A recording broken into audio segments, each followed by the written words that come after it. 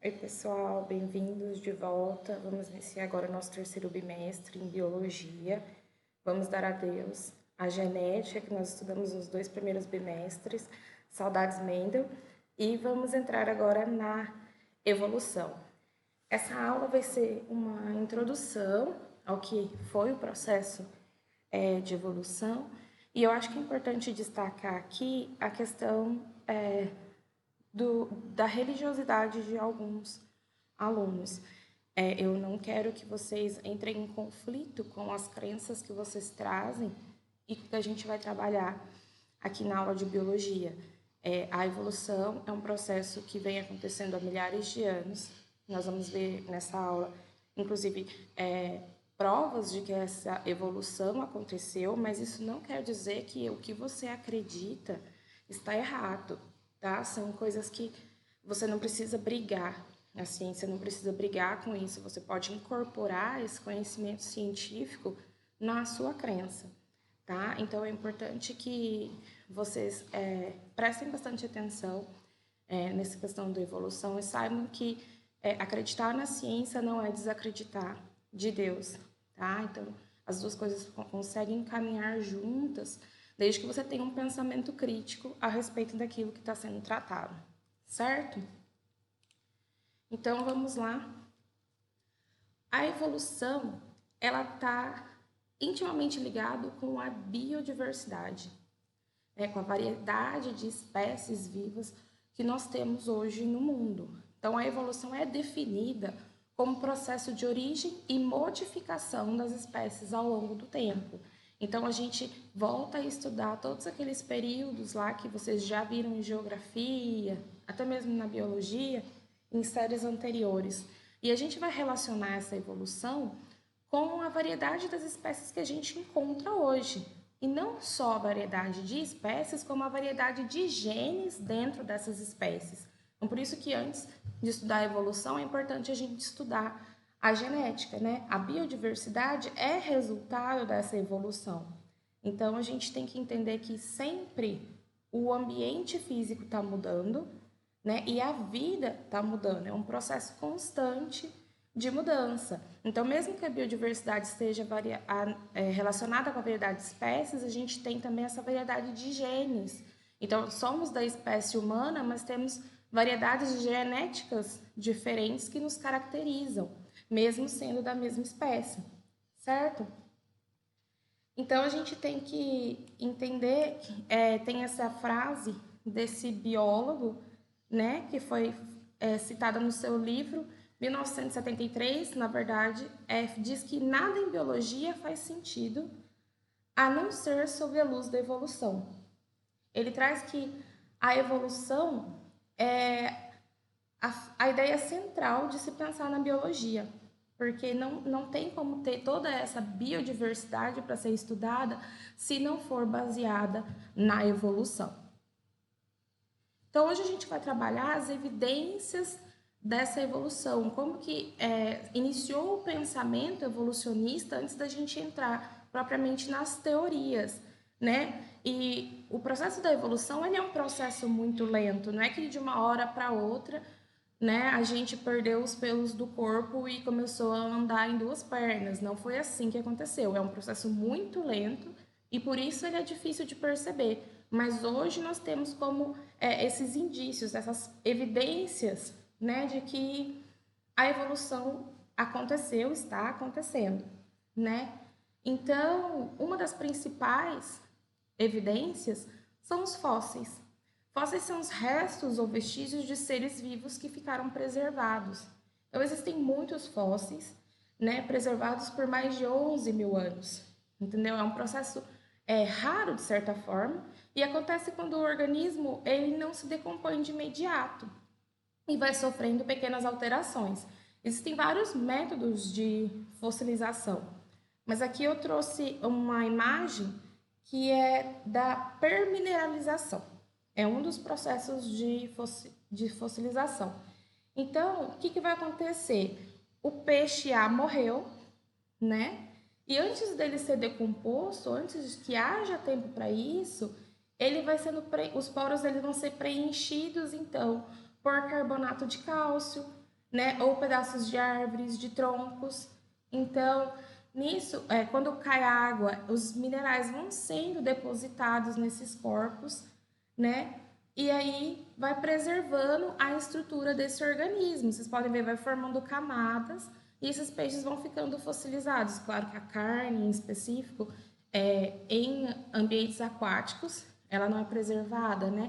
Mas assim que é basicamente formado a estrutura dos fósseis. O material orgânico, ele vai sendo substituído por esse material mineral e transformando esse corpo num fóssil, tá? Alguns vestígios de parte do corpo, pegadas, fezes, também podem ser fósseis, não necessariamente o esqueleto deste animal. Aqui nós temos imagens, então, de fósseis, aqui, do dinossauro. Como que a gente sabe, né? Por exemplo, esse é um Tiranossauro Rex. Então, tem fóssil do seu esqueleto, então compõe-se como ele seria, né? A arcada dentária, como que sabe a textura da sua pele. Então, tem impressão da pele fossilizada numa rocha, então tem um carimbo da textura da pele dele. Tem ovos fossilizados, então sabemos que eles, né, se reproduziam através de ovos. Tem fezes fossilizadas e pegadas, que dá uma dimensão também do tamanho, da força e da massa desse animal. Todos eles foram encontrados em regiões variadas, então se sabe onde eles viviam, pela análise das fezes, se sabe do que eles comiam. Então é muito importante esse registro fóssil encontrado. Tá? Aqui também tem a fotografia de um peixe, foi encontrado aqui no Brasil, em Sergipe, no Ceará. E aqui um tronco de árvore petrificado, tá? São troncos muito grandes, né, que não são de árvores encontradas hoje. Então, o fóssil é o principal indício da evolução. Aqui tem uma outra fotografia de um filhote de mamute com 1,5 m de comprimento que foi encontrado na Rússia. Tá? Então, é triste, mas ele não deu tempo dele se decompor após sua morte e essas alterações do ambiente fizeram com que ele ficasse preservado. Aqui um fóssil mais clássico que a gente vê, quem assistiu o Jurassic Park, é uma formiga em âmbar, o âmbar que escorre da árvore, é a seiva da árvore, então fez com que ela ficasse fossilizada. E aqui é a impressão de uma planta também que não é mais encontrada nos dias de hoje. A segunda evidência da evolução que nós temos são as estruturas homólogas. Lembra sempre de homo, lembra igual, lembra do homozigoto e do heterozigoto? Então, estruturas homólogas são órgãos que possuem a mesma origem embrionária, desempenhando ou não a mesma função. Quando começou a se estudar os fósseis e a anatomia das espécies que foram encontradas, começou a surgir estudos de que algumas estruturas ou órgãos eles poderiam ter a mesma origem. Então, isso sugere que nós tenhamos ancestrais em comum, mesmo que elas não tenham a mesma função. Então, aqui a gente está vendo na imagem os membros dianteiros de 5 animais diferentes, ó, o golfinho, o morcego, ave, cavalo e o ser humano. As estruturas homólogas estão representadas da mesma cor. Então, aqui a gente pode ver muita semelhança entre os membros superiores, né, os membros dianteiros. Então, sugere que todo mundo aqui teve um ancestral em comum. Não quer dizer que a gente é parente do cavalo. Lá muito atrás, nós tivemos um ancestral em comum. Elas tiveram a mesma origem e se modificaram para desempenhar funções diversas. Então, nas aves, os membros estão adaptados para o voo, nas baleias, no golfinho, na natação, tá? Então, é um modelo, então, de estruturas homólogas. Aqui, ó, nós temos as estruturas homólogas, novamente, com a mesma função, então, do golfinho e da baleia, e sem a mesma função no cavalo e no homem. Então, nós podemos observar, ó, a presença das mesmas partes, ó, o húmero eu tenho no golfinho e na baleia, tenho no cavalo e no ser humano. O rádio eu tenho no golfinho, na baleia e tenho aqui também da mesma cor em azul no cavalo e no ser humano. Então, a presença dessas estruturas homólogas sugere que lá, milhões de anos atrás, nós tivemos um ancestral em comum. Terceira evidência da evolução são os órgãos vestigiais. Todo mundo já deve ter ouvido falar de um órgão vestigial. A gente sempre fala da apêndice, né? Então, órgãos vestigiais são órgãos que, em alguns organismos, elas têm uma função, uma importância, né? E em outros organismos, eles foram se reduzindo e atrofiando, porque eles perderam essa função. Então, ao longo do processo evolutivo, muitos organismos podem perder a função. Então, sempre a gente fala da apêndice, né? Que a gente comenta que a apêndice a gente tem só para inflamar e você tem que fazer uma cirurgia. A apêndice ela é muito importante nos coelhos, porque ela participa da digestão da celulose, né? Então, o coelho se alimenta, né, de vegetais, ele precisa de enzimas que vão ajudar nessa digestão da celulose e elas estão no apêndice. No ser humano, isso não é mais necessário, nós não nos alimentamos exclusivamente de plantas e mesmo se nos alimentarmos, nosso organismo já é desenvolvido o suficiente para conseguir processar essa celulose, então não tem a necessidade do apêndice. Os caninos também são um exemplo. Eu não sei se algum de vocês tem ou não tem canino, nasceu ou não nasceu com canino, né? É muito comum hoje em dia a gente ver alguém que nasceu sem o canino. O nosso canino tinha uma função, né? Enquanto lá atrás se precisava, né, das presas e hoje a gente não tem mais. A embriologia comparada também é uma parte bem legal que prova a evolução. A gente já falou um pouco disso nas aulas de biologia, de desenvolvimento do embrião, né? É o processo, então, de desenvolvimento do embrião onde se observam semelhanças atômicas, né? Ela fornece uma outra ferramenta para o estudo da evolução. A gente consegue verificar se teve ou não semelhanças anatômicas entre as espécies. Então, aqui a gente consegue ver o peixe e a salamandra. No seu processo de embrião, não tem diferenciação um do outro, né? Então, você vê que, por mais que adultos não se tenha tanta semelhança, embrionariamente, eles são idênticos, tá? A mesma coisa aqui da tartaruga e da galinha, totalmente diferentes, né? Enquanto seres adultos, né? Mas na sua fase embrionária, eles são muito parecidos. Aqui nós temos o porco, o bezerro, também, ó, são totalmente idênticos, e o coelho e o humano, né? Também são bem parecidos aqui com o porco e o bezerro. Então, essa comparação dos embriões, da forma que a gente tem ainda dentro do ovo, né?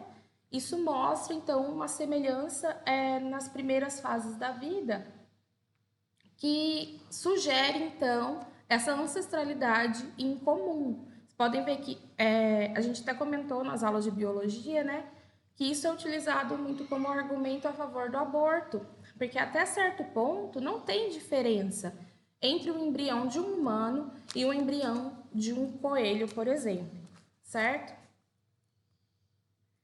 Por fim, nós temos as análises bioquímicas. Então, são análises agora trecos, mas são traços, desculpa. Entre os traços do DNA de organismos diferentes. Então, a gente pode fazer uma sequência do DNA de vários animais e comparar essa sequência de aminoácidos para ver as semelhanças. Então, isso é uma análise que é feita com base no citocromo C. Vocês vão ouvir bastante falar desse citocromo nas questões. É uma proteína que tem em todos os seres vivos que utilizam respiração aeróbica, ou seja, que necessitam do oxigênio. E essa proteína é composta por 104 aminoácidos. Então, se compara a quantidade de aminoácidos semelhantes que se tem para poder indicar um mesmo ancestral. Então, quando vai se comparar o citocromo C entre o homem e chimpanzé, todos esses 104 aminoácidos são iguais, não tem diferença. Então, isso sugere essa ancestralidade em comum entre o homem e o chimpanzé. Quando compara do homem e do gorila, ó, nós já temos 2 aminoácidos diferentes. Então, tem uma proximidade desses ancestrais, mas não tanta quanto do chimpanzé. E agora, comparado o homem com o macaco rhesus, 12 aminoácidos diferentes. Então, eles já não são mais tão parecidos, tá? O macaco rhesus e o gorila, 14 aminoácidos diferentes. Pensar, é tudo macaco. Não, eles também... O homem está mais próximo do gorila do que o próprio macaco rhesus está próximo do gorila. E só visualmente a gente não diria isso, certo? Então, essas foram as evidências da evolução, são 5 evidências, então, são os fósseis, os órgãos vestigiais, os órgãos homólogos, as análises embrionárias e a bioquímica. Tá importante saber essas 5, são bastante cobradas. Vamos fazer agora algumas atividades para ver se a gente conseguiu pegar direitinho. A presença de estruturas vestigiais em nenhuma espécie indica que essa espécie se encontra em vias de desaparecimento, descendendo de espécies em que aquelas estruturas são normalmente desenvolvidas. A gente não falou nada sobre desaparecimento de espécies. É antecessora de espécies em que aquelas estruturas se desenvolvem ou se desenvolverão.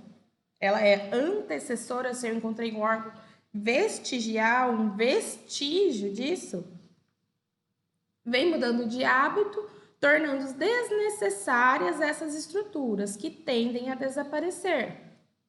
É porque a gente mudou de hábito e elas são desnecessárias, que elas vão desaparecer. Não necessariamente as estruturas vestigiais, elas vão desaparecer, né? Todos nós temos ainda apêndice, mesmo que por anos e anos ela não seja mais necessária. Migrou de seu ambiente original, tornando reduzidas aquelas estruturas. Não necessariamente o ambiente, ele é causador disso, né? Nós temos coelhos de raças diferentes ao redor do mundo inteiro, em lugares quentes, frios, diversos, e todos eles ainda precisam do apêndice.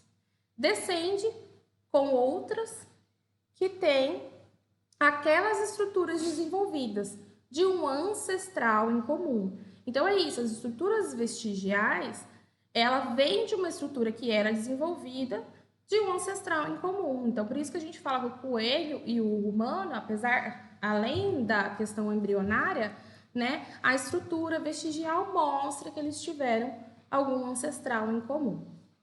Facinha, né? Questão 2. As evidências da evolução são confirmadas por diversos tipos de provas.